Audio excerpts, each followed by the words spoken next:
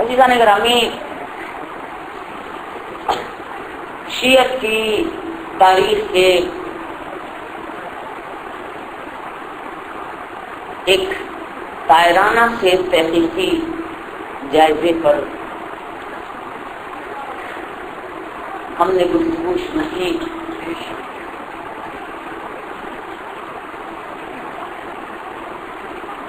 اگر ہم جدید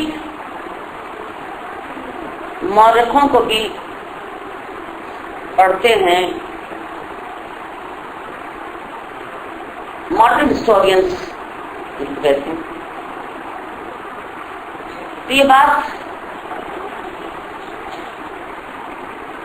پتہ چلتی ہے کہ وہ بہت ساری چیزوں میں جو لکھا ہوا ہے اور بار بار ریپیٹ ہو رہا ہے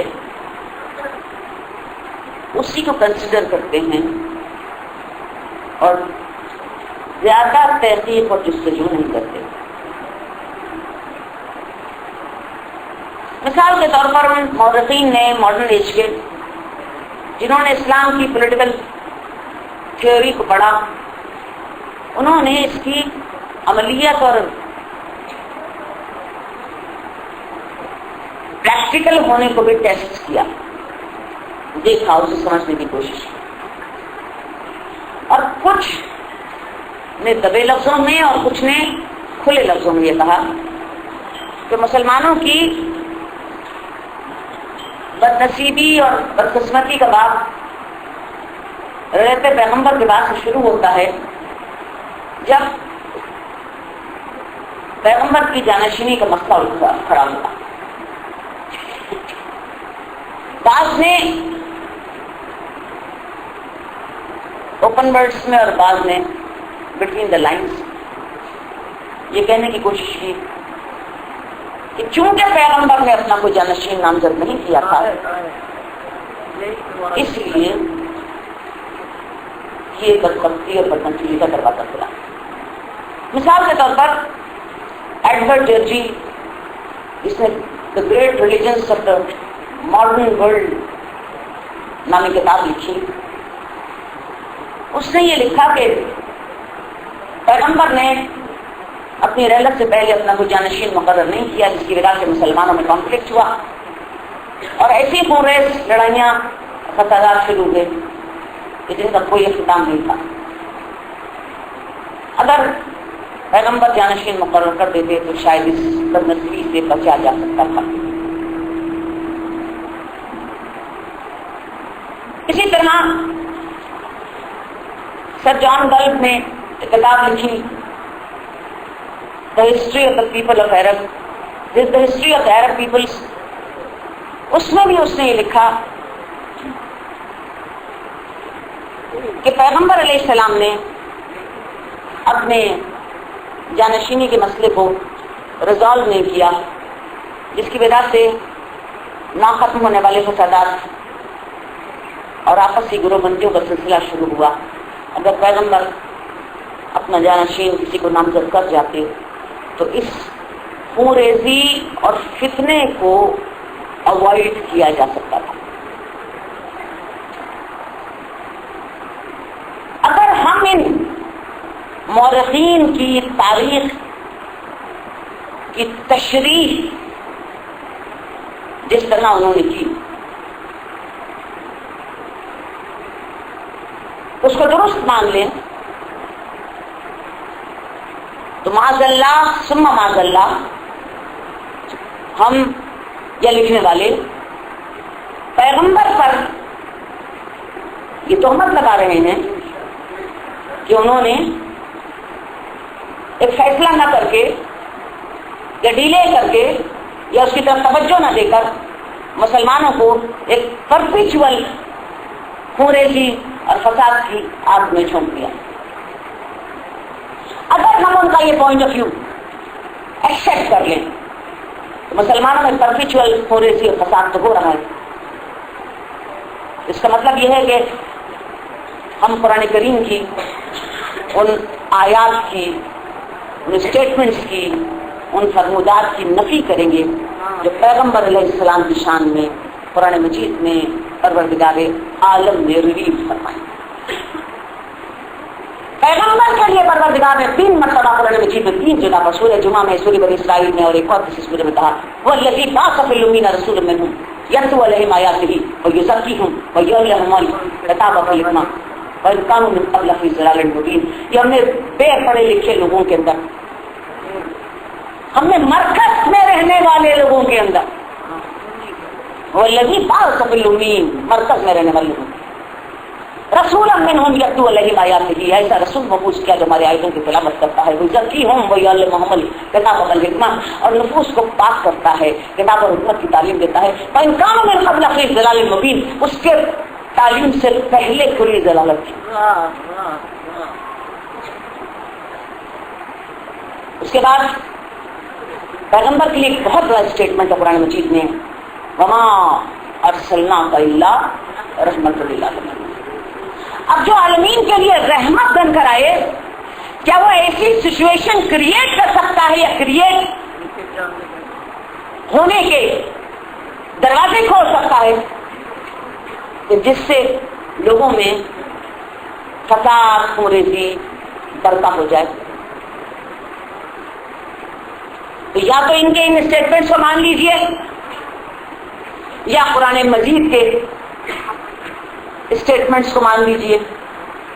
تو در حقیقت جو قرآن نے کہا وہی حرف آخر ہے، رسول عالمین کے لیے رحمت۔ جو رحمت ہوتا ہے،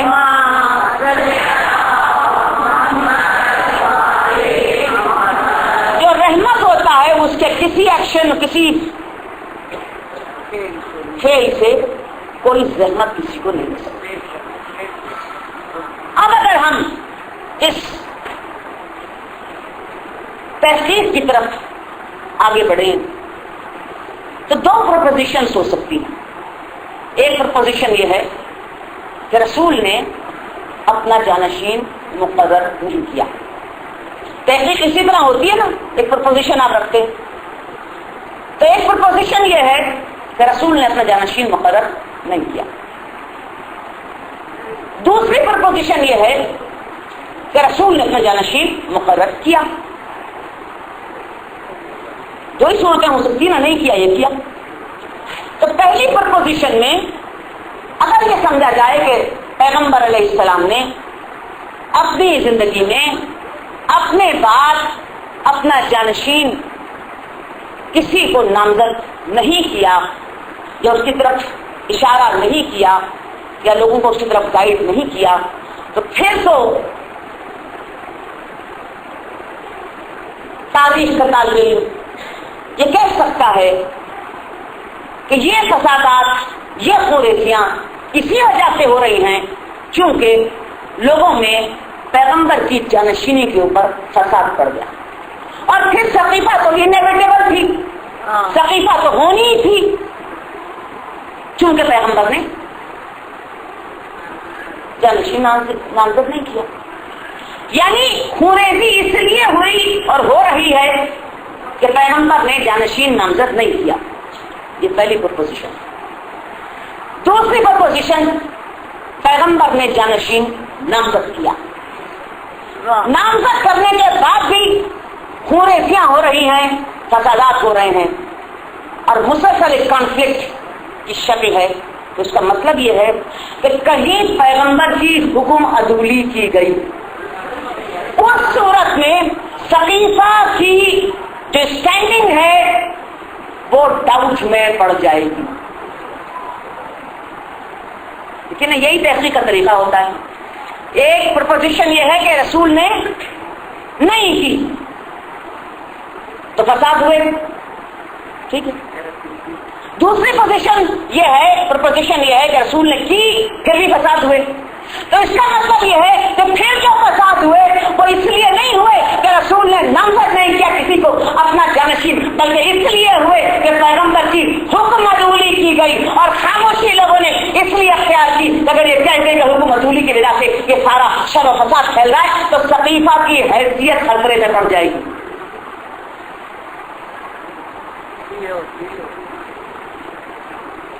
encyclopedia Britannica 14th edition of 4th volume, page number 643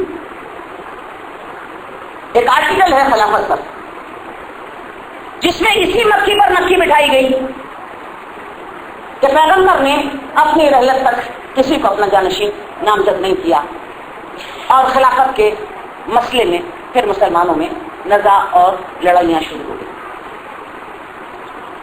بات یہ ہے کہ گروہ کی پرپیچول ریزسٹنس کے باوجود بھی یہ جھوٹ کا پروپیگنڈا جو در حقیقت اگر میں کہوں کہ پیغمبر پر ایک تہمت کی طرح ہے وہ کیسے پرپیچویٹ کرتا چلا جا رہا ہے.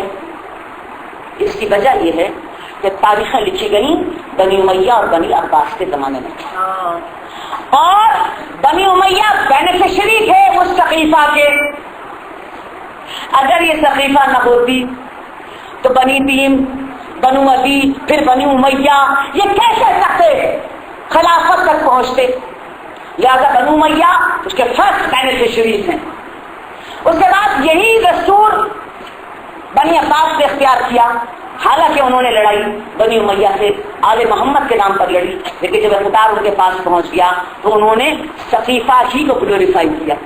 اس لیے کہ اگر سقیفہ کو گلوریفائی نہ کرتے تو ان کے خلاف تک پہنچنے کا رستہ تو سقیفہ سے نکلتا تھا. تو بنی امیہ بھی بینیفیشری ہے سقیفہ کے, بنی عباس بھی بینیفیشری ہے سقیفہ کے. اس لیے وہ تمام تاریخیں جو بنی امیہ اور بنی عباس کے دور میں لکھی گئی اور کتنا بڑا دور ہے 150 سال ہے بنی امیہ کا دور اور 550 سال ہے بنی عباس کا دور. یہ 700 سال میں جب ایک ہی باجا بجایا جائے گا بھائی 11 اگست 1947 کو قائد اعظم نے تقریر فرمائی. پہلے کانسٹیٹیوشن سے پہلے ہی پاکستان کے آرکائیو سے تقریر غائب ہو چکی تھی. ریڈیو پاکستان کے آرکائیو سے تقریر غائب ہو چکی تھی اس لیے کہ آبجیکٹو ریزولوشن لانا تھا اور آبجیکٹو ریزولوشن جو تھا وہ اس تقریر سے کانفلکٹ کرتا تھا. جب کانفلکٹ کرتا تھا تو چند سال مشکل سے 3 4 5 سال تقریر آرکائیو سے غائب ہو گئی. تو کیسے لوگوں تک پہنچی؟ ڈان اخبار کے پاس وہ تقریر محفوظ تھی. بس وہ پرپیچویٹ کر کے بار بار منظر بناتے چلے گئے. یعنی کہیں نہ کہیں کوئی نہ کوئی ریسورس چھپا رہتا ہے.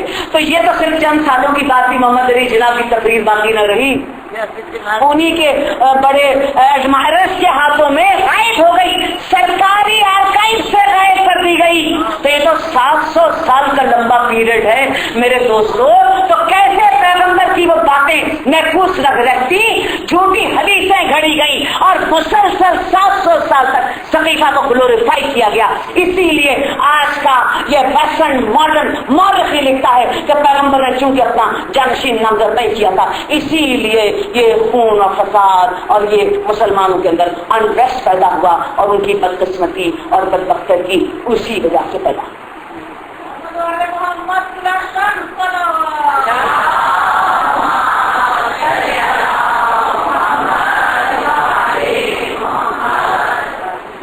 اب اگر ہم اس نیریٹو کو دیکھیں, اس منظر نامے کو دیکھیں, کیا ہے منظر نامہ؟ پیغمبر نے اپنا جانشین نامزد نہیں کیا, یہی نیریٹو ہے. اسی نیریٹو کو ہم کچھ سوالات کے ذریعے سے جو فنڈامنٹل کوسچنز ہیں ان کے ذریعے سے ڈیمالش کرنے کی کوشش کریں. دیکھیے تحقیق کی ماڈرن ٹیکنیکس ہیں, جستجو کے نئے طریقے ہیں, پھر سوشل میڈیا ہے, پھر انفارمیشن اتنی زیادہ وائڈ اسپریڈ ہے.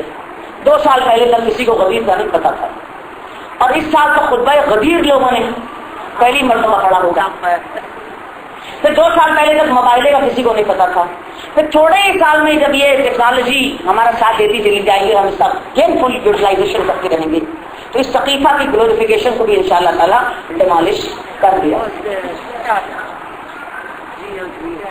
चंद फंडामेंटल क्वेश्चन हैं।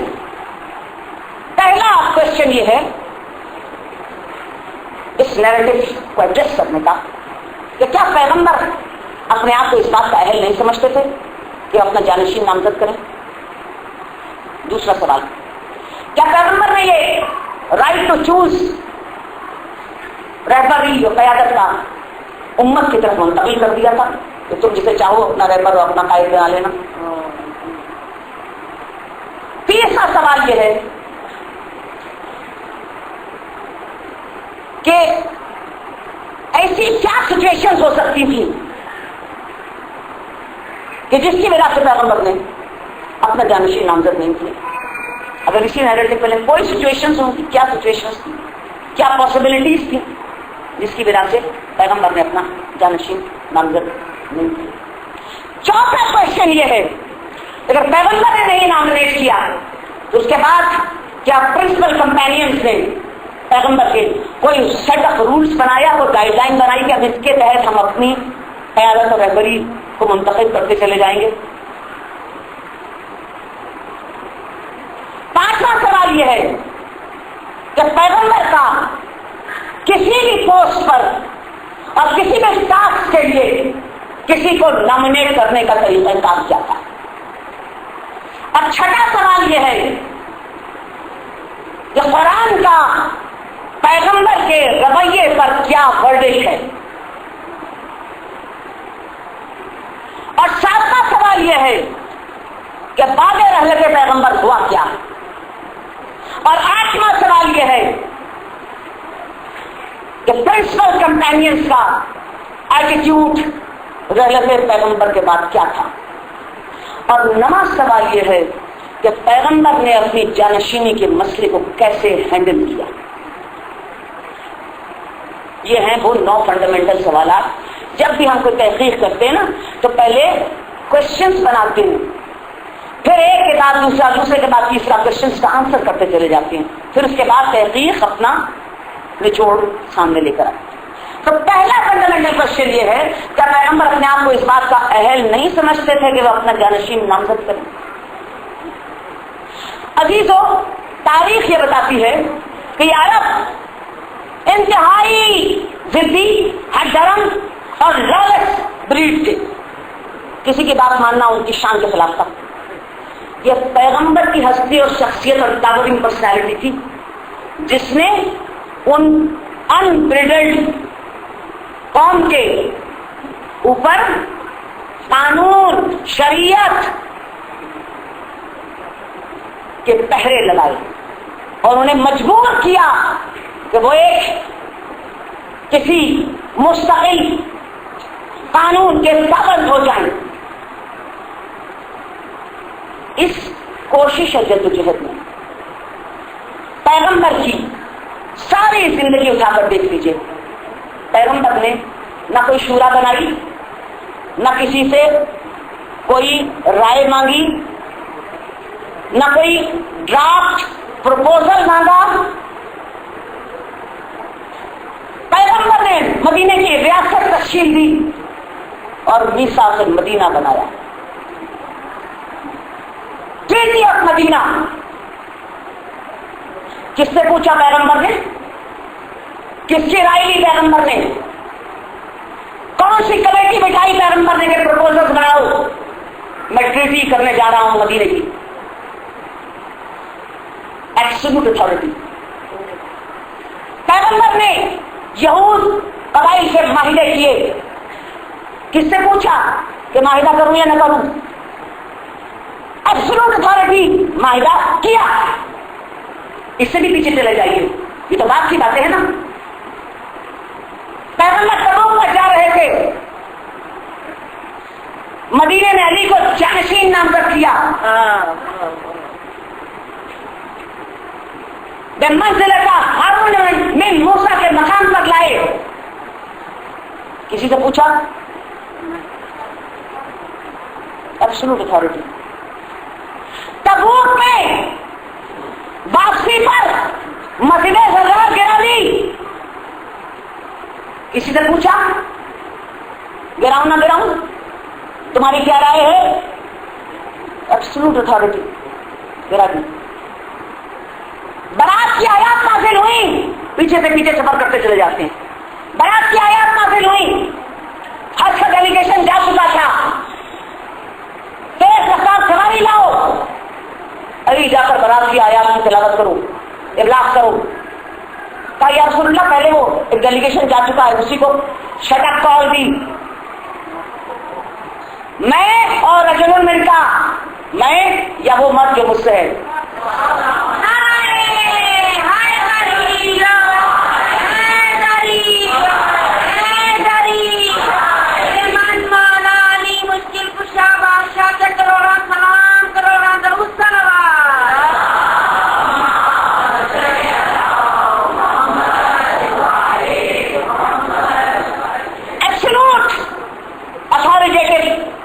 پیغمبر کا تم جاؤ ابلاغ کرو.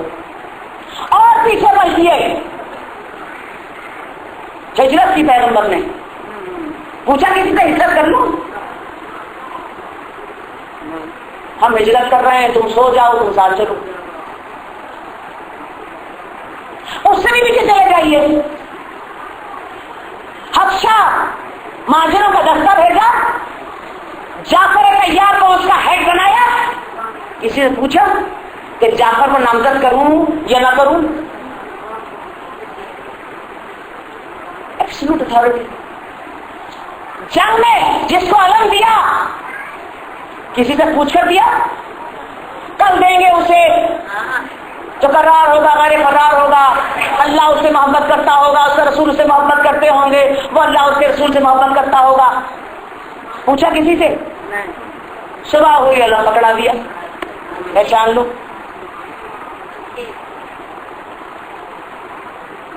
کب پیغمبر نے حتیٰ کہ جنگ موتا خود نہیں گئی کمان کرنے کے لیے، کا پہلا علم اٹھائے گا عبداللہ ابن رواحہ، وہ شہید ہو جائے تو علم اٹھائے گا. جعفر طیار وہ گر جائے تیسرا دفعہ اٹھائے گا. زید بن حارثہ تو گر جائے، تو تیسرا بھی گر جائے پھر تم جسے چاہو اپنا لیڈر بنا لیں. اتنا محتاط ہے پیغمبر.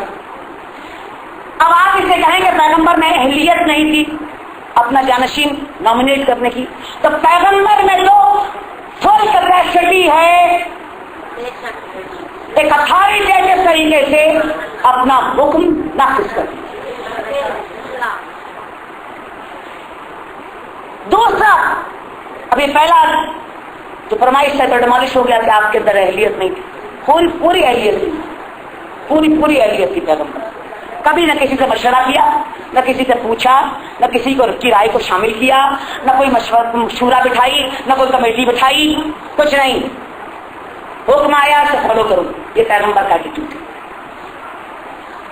دوسرا سوال یہ ہے کیا پیغمبر نے رائٹ ٹو چوز یا اپنا رہبر قائد بنانے کا رائٹ کمیونٹی اور امت کو دے دیا تھا؟ ساری تاریخیں کھنگال کر دیکھ لیجیے، حتیٰ کہ ثقیفہ کی پارٹی کو بھی کھنگال کر دیکھ لیجیے. یہ تو کہا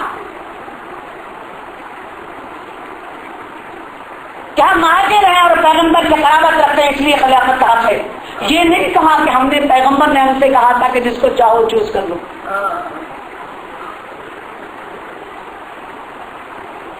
تو دیکھیے پیغمبر پر پہلی چھوٹی حدیث گڑی گئی تھی نا وراثت پر، مالک بن اوس کے ساتھ مل کے پیغمبر ورثہ نہیں چھوڑتے، لیکن اس کے باوجود بھی اس مقام پر کوئی جھوٹی سی جھوٹی حدیث گھڑنے والا بھی یہ اسٹیٹمنٹ پیغمبر کا نہ گھڑ سکا کہ پیغمبر نے کہا تھا کہ میری رحلت کے بعد تم جسے چاہو اپنا خلیفہ اور اپنا رہبر اور قائد مقرر کر لینا. کیوں؟ اسلام دین فطرت ہے. پیغمبر یہ رائٹ ٹو چوز کمیونٹی کو کیسے دے سکتے تھے؟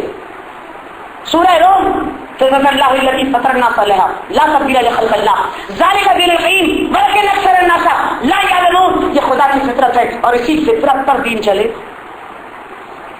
لا تبدیل لخلق اللہ، خدا کی خلقت میں کوئی تبدیلی نہیں ہوتی. بلکہ اکثر الناس لا یعلمون، اور اکثریت کو اس کا علم نہیں ہے۔ اور فطرت الہی کیا تھی؟ نوح کی ساری قوم ڈوبنے کے لیے اس کو حکم آ چکا تھا۔ نوح کو حکم تھا ایک کشتی بنائیے۔ وہ کشتی کیا تھی؟ دین کی کشتی۔ جو کشتی بچی تو دین بچا، بس اتنی بات تھی نا، باقی سارے غرق ہو گئے۔ اور فطرت الہی کیا تھی؟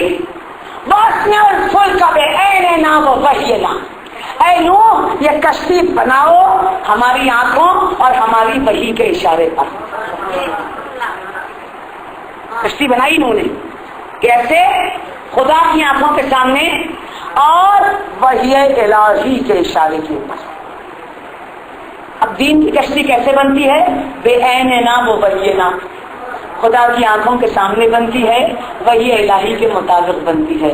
سورہ روم میں کہا فطرت اللہ التی فطر الناس علیہا لا تبدیل لخلق اللہ، یہی اللہ کی فطرت ہے، اسی میں کوئی تبدیلی واقع نہیں ہوگی۔ نوح کی کشتی چھوٹے سے لوگوں کے لیے ایک لمیٹڈ ٹائم پیریڈ کے لیے وہ تو اللہ کی آنکھوں کے سامنے بنے اور وحی الہی کے مطابق چلے، اور پیغمبر کا سفینہ جسے قیامت تک کے لیے چلنا ہو اس میں نہ اللہ کی آنکھیں ہوں، نہ وحی الہی ہو، نہ کوئی کمپس ہو، نہ کوئی کیپٹن ہو، نہ کوئی اینکر ہو، نہ کوئی ریڈر ہو، بس زمانے کی تم وہ تیز لہروں پر سفینہ اسلام چلتا رہے۔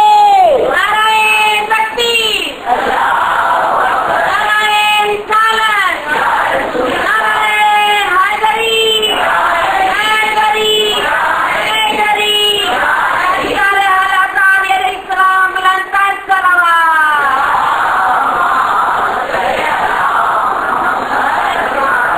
دوسرا پرامائز جو ہم نے اپنی تھیسس پر رکھا اسے بھی ڈیمالش ہوا کہ پیغمبر نے رائٹ ٹو چوز کمیونٹی کو دیا۔ مجھے آج تک بھی کوئی جھوٹے سے جھوٹی حدیث نہیں لا کر کے دکھا کہ پیغمبر نے کہا ہو کہ تم کو چوز کر لینا، یہ رائٹ میں نے تمہیں دے دیا۔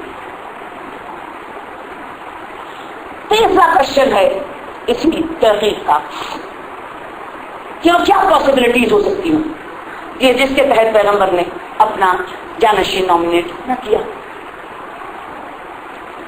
دوستوں یہ تحقیق بہت دقیق ہے اور میں پوری کوشش کر کے اسے آسان فہم بنانے کی جدوجہد میں ہوں تاکہ کچھ سیلینٹ فیچرز آپ کے ذہنوں میں محفوظ ہو جائیں۔ کیا پاسبلٹیز ہو سکتی ہے؟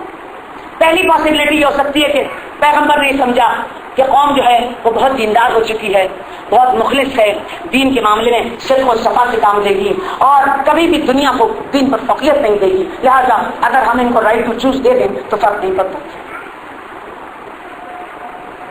یہ پاسبلٹی ہو سکتی ہے۔ چلیے اس پاسبلٹی کو ذرا قرآن مجید کی آیات کے ساتھ ٹیسٹ پر ڈالیں۔ کسی نبی کے دور میں لفظ منافق کسی کتاب میں نہیں آیا، جیسے پیغمبر نے جن کے اوپر اترنے والی وحی میں ایک اصطلاح استعمال کی گئی منافق اور نفاق، پورا سورہ اترا، یعنی کچھ مومن ہوں گے کچھ کافر ہوں گے اور کچھ درمیان میں ہوں گے، مومنوں جیسا شکل بنائے ہوں گے دلوں سے کافر ہوں گے، انہیں کہا ہی کافر۔ سورہ منافقون یہ صرف پیغمبر کے لیے ہے کہ منافقوں سے بات کا پڑا۔ اس جال منافقون قالوا نشهد انك لرسول الله والله يعلم انك لرسوله والله يشهد ان المنافقین لکاذبون۔ پہلی آیت ہے سورہ منافقون۔ اے پیغمبر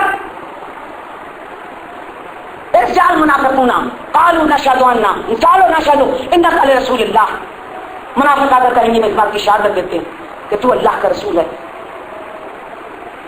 واللہ یعلم، اللہ اس بات کو جانتا ہے کہ تو ہمارا رسول ہے، انك لرسول واللہ یشهد ان المنافقین لکاذبون، لیکن اللہ اس بات کی گواہی دیتا ہے کہ منافقین جھوٹے ہیں۔ نام سے تجھے کہہ رہے ہیں نبی، دل سے نہیں مان رہے تجھے نبی۔ سورہ حجرات، پھر اسی سچویشن کو بھائی کمیونٹی بہت مخلص ہو گئی ہے، خود رائٹ اگر چوز کر لے لو تو اچھا لیڈر چوز کر لے گی، اور قرآن کیا کہہ رہا ہے؟ سورہ حجرات قالت الاعراب آمنا قولوا لم تؤمنوا ولكن قولوا اسلمنا ولما تدخلوا الايمان في قلوبكم. یا رب تمہارے پاس آ کر کہہ رہے ہیں کہ اے پیغمبر ہم اسلام لائے. ان سے کہہ دو نہیں نہیں ایمان لائے. نہیں نہیں ان سے کہو تم ایمان نہیں لائے, تم اسلام لائے, ابھی ایمان تمہارے دل میں داخل ہی نہیں ہوا. یہ قرآن ہے. پھر سورہ توبہ ممن حولکم من الاعراب منافقون ومن اہل المدینہ مرضوا علی النفاق لا تعلمهم ولا نحن نعلمهم. یہ جو تمہارے نزدیک چاروں طرف یہ بدو عرب جمع ہے, ان میں سے بہت سارے منافق ہیں, اور ان میں اہل مدینہ, ان میں بہت ہر درم ضدی منافق لوگ موجود ہیں. تم نہیں جانتے, ہم جانتے. تو پیغمبر کو خواب دکھایا گیا سورہ بنی اسرائیل. وجعلنا روحك التي أريناك فتنة للناس وشجر ملعون بالقرآن ونخففهم فما يزيدهم إلا طغيانا كبيرا. پیغمبر کو ہم نے خواب دکھایا. خواب دیکھ کر پیغمبر بے چین ہو گئے کہ ایک شجر ملونہ ہے جن کو جتنا زیادہ ڈرایا جاتا ہے اتنا زیادہ ان کی طغیان میں اضافہ ہوتا چلے جاتا ہے. خواب کی تعبیر یہ تھی, پیغمبر کی ممبر پر بندر چڑھ رہے تھے, اتر رہے تھے. اس خواب کو دیکھ کر تو پیغمبر, یہ آخری دنوں کے خواب, پیغمبر بہت ہی گھبرا گئے تھے. سورہ منافقون میں اس دور کی حقیقت کو بیان کر دیا گیا, سورہ حجرات میں, سورہ توبہ میں, اور سورہ بنی اسرائیل میں, اور بہت سارے اور سوروں میں. اس سچویشن میں پیغمبر کے پاس یہ آپشن تھا کہ وہ کہتے ہیں کمیونٹی بہت میچیور ہے, یہ اپنا لیڈر خود منتخب کر سکتی ہے, یہ آپشن تھا. تو دوسری امپورٹنٹ بات یہ ہے, پیغمبر اچانک رحلت نہیں پا گئے, آپ کا مز آہستہ آہستہ پروگریس کیا. آخری خطبے سے واپس آئے, غزیر کے مقام پر رکے, اور پیغمبر نے ایک اعلان کیا,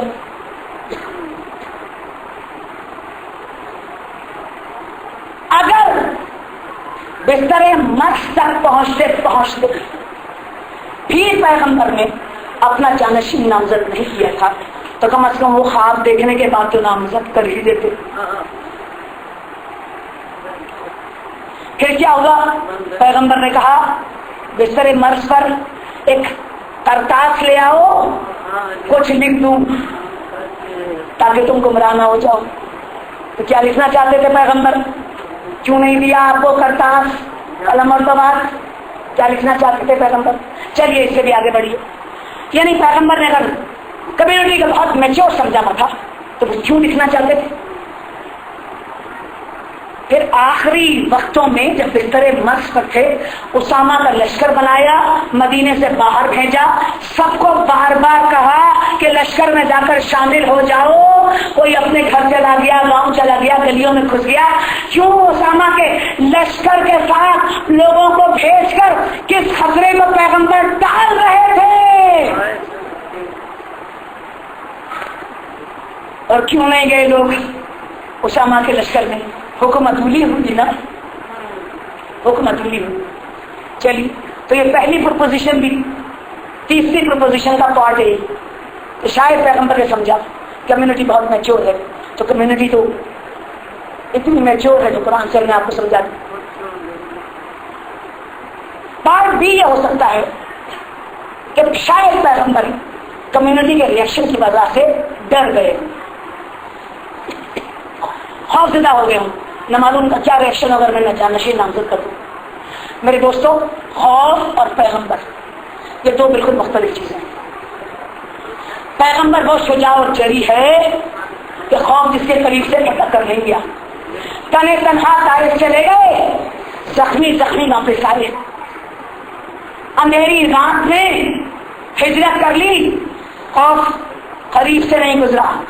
اور پھر وہ حد کا مارکا نہ بھولنا, پیغمبر کھڑے ہوئے کمان کر رہے تھے, براہ راست اٹیک پیغمبر پر ہو چکا تھا, اور اشارہ کرتے تھے علی دائیں, علی بائیں, علی سامنے, علی پیچھے, اور سارے اس مارکے کی کمان سے پیغمبر تھا.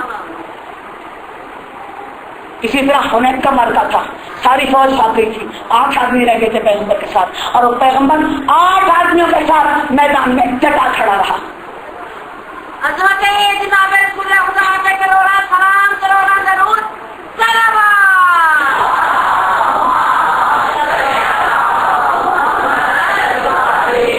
اور پھر پیغمبر نے اگر ڈرنا ہی ہوتا تو ایک اور ڈرنے کا موقع آیا تھا، جب دروازے لوگوں کے بند کرا دیے تھے شہر مسجد میں کھلنے والے، تو ریزائنمنٹ ہوئی تھی نا، لوگ چوں چوں چوں چوں چوں چوں کرنے لگے تھے نا، ڈرے پیغمبر ایک حکم سے آپ بند کر دو سارے دروازے۔ تو خوف اور پیغمبر دو مختلف چیزیں، لہٰذا اگر ہم یہ سمجھیں کہ پیغمبر خوف میں آ گیا کمیونٹی کے ریئیکشن کے اور انہوں نے اپنا جانشین نامزد نہیں کیا، تو یہ بات نہیں غلط ہے۔ اب چوتھا سوال یہ پیدا ہوتا ہے کہ پیغمبر کا رویہ کیا تھا کسی کو نامنیٹ کرنے میں؟ تمام جنگوں اور تمام معاملات میں دیکھ لیجیے، پیغمبر نے جس کو چاہا اور جہاں چاہا اسے نامنیٹ کیا، نہ مشورہ لیا، اور واپس پلٹ کر اسے خود ڈی بریفنگ کی، کیا ہوا تھا مجھے بتاؤ۔ یہ ایٹیٹیوڈ تھا نا پیغمبر کا، اس کے علاوہ تو کچھ نہیں تھا۔ میں نے بتایا کہ جنگ موتا میں 3 علم اٹھانے والے خود پیغمبر نے نامزد کی، چاہے وہ جنگ ہو، چاہے وہ کسی کو کسی اور ٹاسک پر بھیجنا ہو۔ پیغمبر کا رویہ ایبسولوٹ اتھارٹیٹیو رویہ۔ اچھا، اب اس ایبسولوٹ اتھارٹیٹیو رویے پر قرآن کا کیا ورڈکٹ ہے؟ قرآن اس رویے کو پیغمبر سے کیا سمجھتا ہے؟ سورہ انفال، وما رمیت اذ رمیت ولکن اللہ رمی۔ پیغمبر یہ تم نے نہیں مارے پتھر، کہ تم مار رہے ہو وہ ہم مار رہے ہیں، کہ تم نامنیٹ کر رہے ہو تو ہم نامنیٹ کر رہے ہیں، جسے تم بھیج رہے ہو اسے ہم بھیج رہے ہیں۔ ٹھیک ہے، سورہ انفال۔ سورہ فتح میں کہا الذین یبایعونک انما یبایعون اللہ ید اللہ فوق ایدیہم فمن نکث فانما ینکث علی نفسہ۔ پیغمبر جو تمہاری بیعت کرتا ہے وہ خدا کی بیعت کرتا ہے۔ ید اللہ فوق ایدیہم، تمہارے ہاتھ کے اوپر خدا کا ہاتھ ہے۔ فمن نکث فانما ینکث علی نفسہ، اور جو تو ایک بار تمہارے ہاتھ پر ہاتھ رکھ کے ہٹا دے تو اس نے تمہیں نقصان نہیں پہنچایا، اس نے اپنے آپ کو نقصان۔ پھر قرآن نے پیغمبر کے اس رویے پر مہر لگائی، وما ینطق عن الهوى ان هو الا وحی یوحی۔ جو کیا پیغمبر نے وحی الہی کے مطابق تھا، اس کے علاوہ کچھ بھی نہیں تھا۔ یہ ہے قرآن کا رویہ۔ اب سوال یہ پیدا ہوتا ہے کہ پیغمبر نے اپنے جانشینی کے مسئلے کو کیسے ہینڈل کیا؟ یہ ہماری فرمائی سے نہ پیغمبر اپنے آپ کو نااہل سمجھتے تھے، نہ پیغمبر خوف زدہ تھے، نہ پیغمبر نے رائٹ ٹو چوز کمیونٹی کو دیا، نہ پیغمبر اپنے ہوائے نفس سے کام کرتے تھے، جو کرتے تھے وحی الہی سے کرتے تھے۔ تو پیغمبر نے اپنے اس نامزدگی جانشینی کے مسئلے کو کیسے ہینڈل کیا؟ سورہ فاطر میں اس فطرت کا تذکرہ ہے۔ دیکھیے، پیغمبر پریڈکٹیبل ہے، پتا ہے لوگوں کو پیغمبر کیا کریں گے۔ کیوں؟ اس لیے کہ پیغمبر میرج کے علاوہ کچھ نہیں کرے گے، ماں سفارش نہیں ہے، ماں رشوت نہیں ہے، ماں قبیلے کی ہمدردی نہیں ہے، وہاں پر کوئی زمانے اور دنیا کی نفسانی خواہشات نہیں ہیں۔ تو بہت پریڈکٹیبل چلتا ہے پیغمبر، کیا کریں گے لوگوں کو پتا ہوتا ہے۔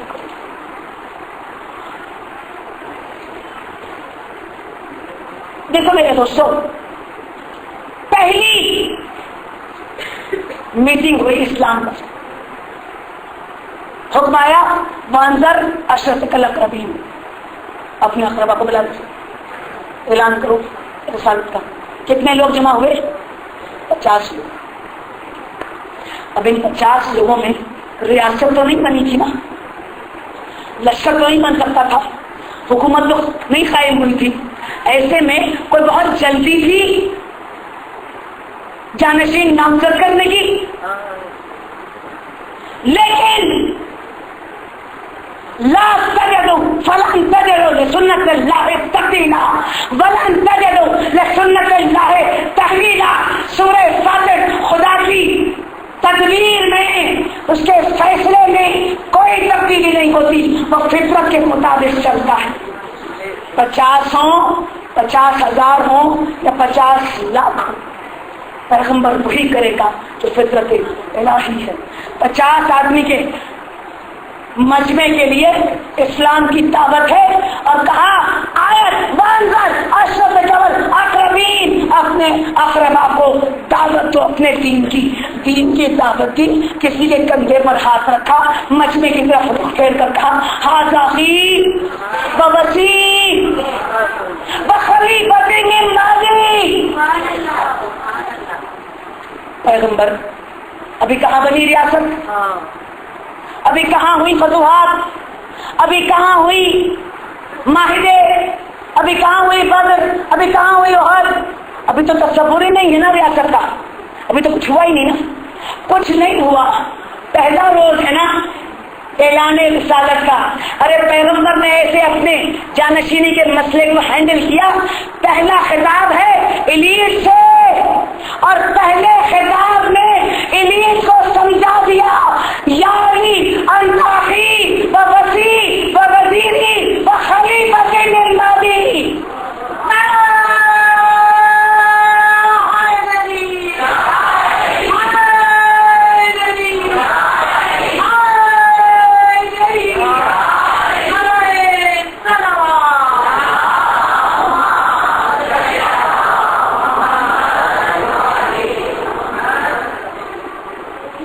इस्लाम की इस्लाम में क्या कहा, मंजर अशरत अकरबीन, अपने अकरबा को बुलाओ। अकरबा को बुलाया, एलीट की गैदरिंग की, और ऐलाने इस्लाम और ऐलाने नबूवत के साथ साथ यानी ला इलाहा इल्लल्लाह और मोहम्मद रसूलुल्लाह के साथ साथ अलीयन वलीउल्लाह उन एलीट्स को बता दिया। ठीक 20 साल गुजरे, ठीक 20 साल, फिर पैगंबर ने मैसेज को एड्रेस किया। उस वक्त भी हुक्म आया था अल्लाह का, पैगंबर वही इलाही के अलावा कुछ नहीं करता। वंजर अशरत अकरबीन, अपने अकरबा को बुलाया और वो कहानी सुनी। 20 साल के बाद पैगंबर हज से पलट रहे थे, हुक्म आया या अय्युहा रसूल बल्लिग मा उनज़िला अलैका मिन रब्बिक फ़इन तमाम बल्लग़्ता रिसालता वल्लाहु यस्मअु मिनन नास। ऐ पैगंबर, अब उसकी तबलीग कर दो जिसका तुम्हें हमने हुक्म दिया। फ़इन लम तफ़अल फमा बल्लग़्ता रिसालता, अगर उसकी तबलीग न की, वो रिसालत की तबलीग नहीं की। वल्लाहु यस्मअु मिनन नास, हम तुम्हें नास की शर्त से बताएंगे। वहाँ एलीट का मजमा था, यहाँ नास का मजमा है, और टाइम पीरियड बीच में 20 साल का है। जो पहले दिन बात कही वही 20 साल के बाद कही। सबके सामने मजमे को खड़े होकर कहा मैं तुम्हारी जानों से अफजल हूँ, तुम्हारे नफूस से अफजल हूँ, तुम्हारे माल से अफजल हूँ, तुम्हारी औलादों से अफजल हूँ। कहा बिल्कुल आप अफजल हैं। हाथ उठाया और बुलंद किया मन कुन तुम मौला हो, हाज़ा लियुल मौला, इसका मैं मौला हूँ, इसका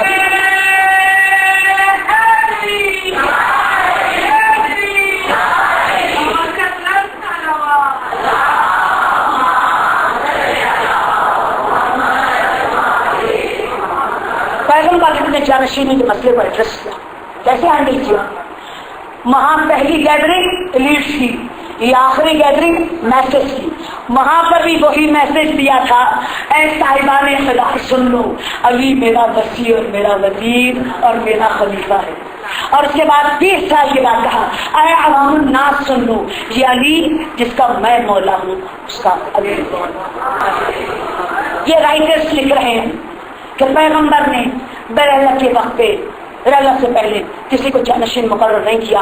अल्लाह अकबर, पैगंबर तो इस हद तक चले गए कि मसअद इब्न हंबल सवाए मुहर्रखा और दूसरी बेशुमार किताबों में बरादरान अहले सुन्नत की पैगंबर की हदीस मौजूद है। पैगंबर के साथ जनाब अबू बकर, जनाब उमर, जनाब अबू उबैदा बिन जर्राह चल रहे थे। पैगंबर की जूती टूट गई, जनाब अली अपने अबी तालिब के साथ साथ थे। पैगंबर ने अपना जूता अली के हवाले किया, कहा अली तेरा जूते को गांठ दो। जनाब अली बैठ कर रसूल का जूता गांठने लगे। पैगंबर ने अपने साथ खड़े हुए 3 अफराद से कहा कि देखो मैंने तंजील कुरान यानी कुरान के नाज़िल होने पर लड़ाइयाँ लड़ी और उसके नज़ूल के ऊपर मेरा तमाम जहाद था, लेकिन एक ऐसा भी है कि जो इस कुरान की ताबीर यानी इसके इम्प्लीमेंट करने पर तलवार उठाएगा और वो मुजाहिद जहाद करेगा। तो पहले जनाब अबू बकर ने पूछा या रसूलल्लाह वो मैं हूँ, कहा नहीं। जनाब उमर ने पूछा या रसूलल्लाह वो मैं हूँ, कहा नहीं। अबू उबैदा बिन जर्राह ने कहा मैं हूँ, कहा नहीं। कहा फिर कौन है? कहा वो जो मेरा जूता काट रहा है।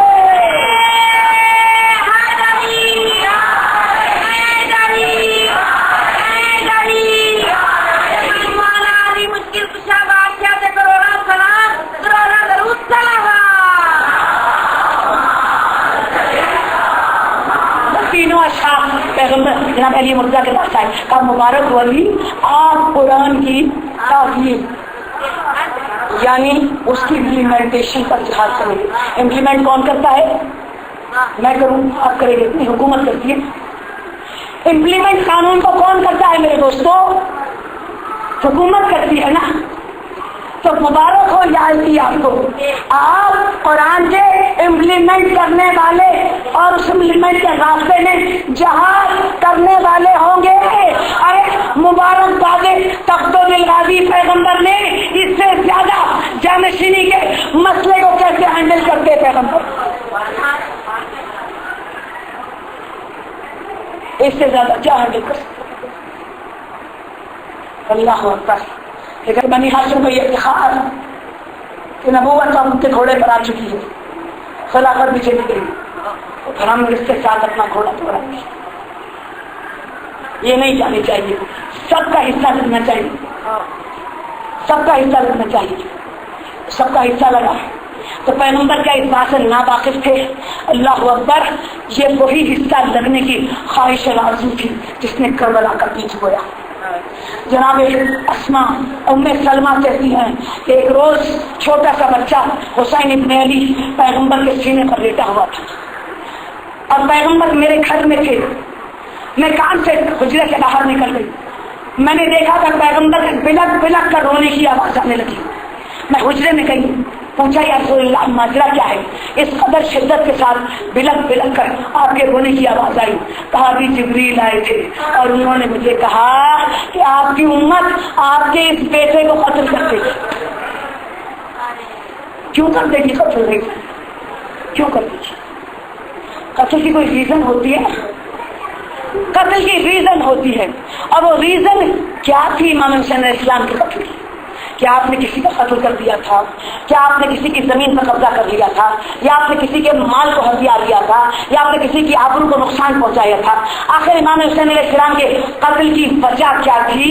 कत्ल की वजह ये थी कि ये क्लेमेंट है, वारिस हैं, आखिरी बच्चा रिज़्क़ का, जो वारिस है खिलाफत मोहम्मदी का। इसलिए कत्ल इमाम हुसैन अलैहिस्सलाम तक नौबत पहुंची।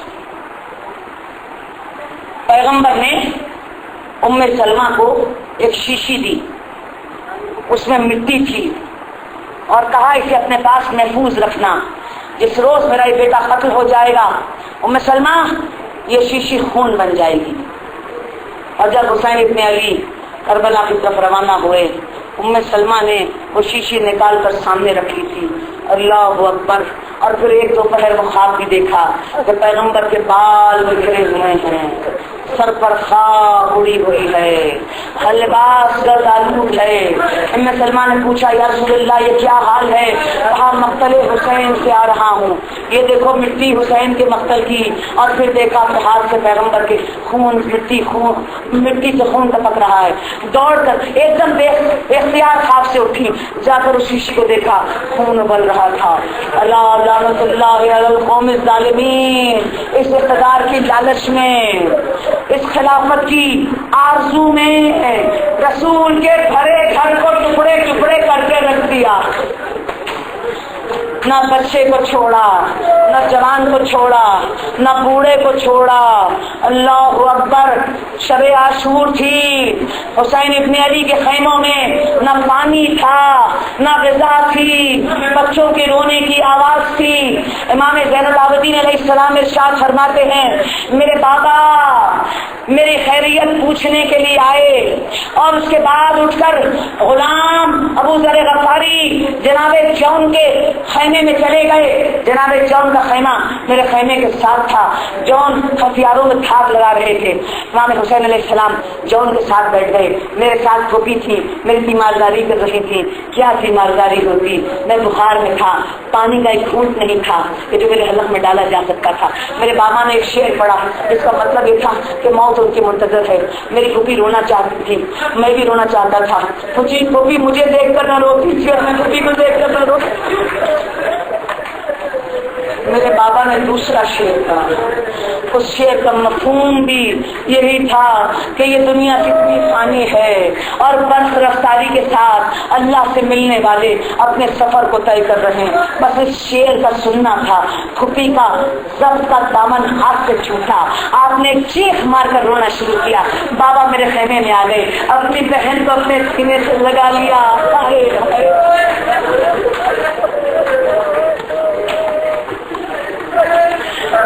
बाबा बैठ गए, फूफी का सर बाबा की गोद में था। फूफी रोती रही। फिर मेरे बाबा ने कहा, बहन मैं नाना से बेहतर हूँ?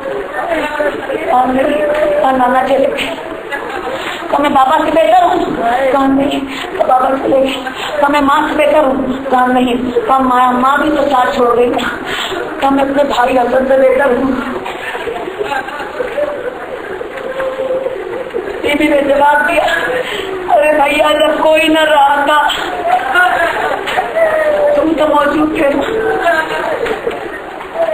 ज़ैनब आसरा तुम तो मौजूद थे। बस इमाम हुसैन अलैहिस्सलाम ने अपनी बहन को नसीहत की, सब्र के दामन हाथ से न छोड़ना। ज़ैनब तुम्हारी मंजिल बहुत तल्ख और बहुत तवील है। हुसैन इब्ने अली की आशूर बर्पा हो गई। एक के बाद दीगरे लाशें आते रहे, खैमे में रखे जाते रहे, यहाँ तक कि हुसैन इब्ने अली मैदान की तरफ चले। एक टीले पर खड़े हो गए और आवाज दी, हल मिन नासिरिन यंसुरना, है कोई जो मुझ गरीब की मदद के लिए आए। इस आवाज का बुलंद होना था। खैमे से रोने की आवाज आई। इमाम हुसैन अलैहिस्सलाम खैमे के करीब आए और कहा, मैं भी जिंदा हूँ, अभी न रो। तो जवाब मिला, अली असगर ने अपने आप को झूले से गिरा लिया।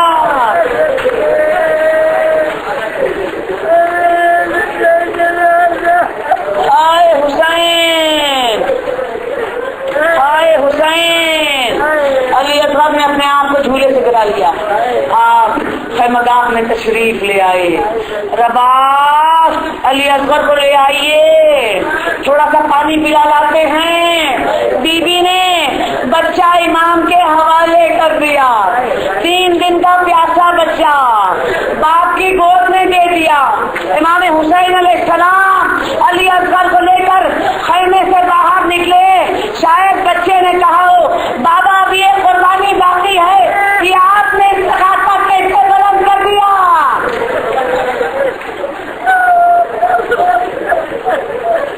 शिद्दत की धूप थी, अबा के दामन से बच्चे को ढांक लिया। हाय, अली असगर को लेकर फौज अशिया के सामने आ गए। عمر صاحب یہ سمجھا حسین قرآن لائے ہیں، شاید صلح کرنا چاہتے ہیں۔ تو حسین صلح کرنا چاہتے ہو، قرآن اٹھا کر لائے ہو، یہ سننا تھا۔ ابا کے دامن بٹھا دیا، کہا نہیں، وہ کون صلح کرے گا؟ اس کا 32 برس کا بھائی تڑپ کے ختم ہو گیا۔ کون صلح کرے گا؟ اس کا 18 برس کا بیٹا ان کی نظر ہو گیا۔ کون صلح کرے گا؟ اس کے بھائی بھتیجے بھانجے سارے گیٹ اور تلواروں کی طرف پر چلے گئے۔ ارے میں تو اس 6 مہینے کے بچے کو لایا ہوں، شیرخوار بچہ ہے، پیاس سے زیادہ لگ ہے، تمہاری لڑائی تو میرے ساتھ ہے۔ معصوم بچوں کے ساتھ تو کوئی لڑائی نہیں ہوتی۔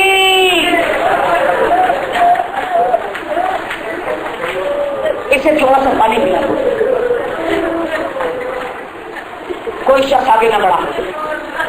خود کے لشکر کے لوگ بھی موجود تھے نا، جن کو قصر بنی مقاتل کی منزل پر امام حسین علیہ السلام نے پانی پلایا تھا، کوئی آگے نہیں بڑھا۔ امام حسین علیہ السلام نے پھر سوال کیا، کوئی آگے نہ بڑھا۔